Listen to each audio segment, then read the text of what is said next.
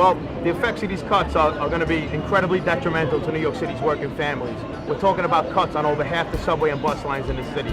The MTA has taken out its fiscal problems on everyday average riders, everyday New Yorkers, and that's simply not fair.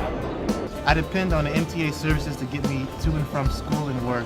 The fare hikes and the service cuts are only going to make my daily commute that much harder. Without Access-A-Ride, my daily commute would be impossible. You could be sure that TW Local 100 and its coalition of partners are going to fight for average, everyday New Yorkers who ride the subway and bus system. Service cuts are the last thing any of us want to see right now. I work for the MTA.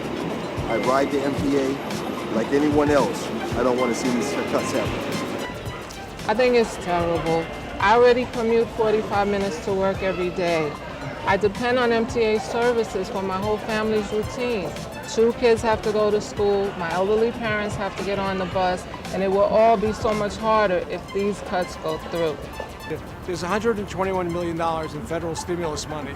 It's there to help localities in tough times like we're going through now. That's why cities like Chicago and Washington, D.C. and Atlanta have used a small portion of those monies to keep their subways and buses rolling. There's another $50 million in the MTA's operating budget that they're trying to divert to the capital program, but should be used at this point in time to keep the operations going. We really need our leaders to step up on this. My friends and I depend on our student MetroCards to get us to school every day. If we have to pay for it, it'll just cost a lot of money that we don't have. I really think we're about to see people begin to get behind the push to stop these service cuts. I really think that the mayor and the governor are going to start getting an earful from New York City's working families to not let this happen. The bottom line is the money's there. The public outcry is certainly there. The MTA doesn't want to do these cuts.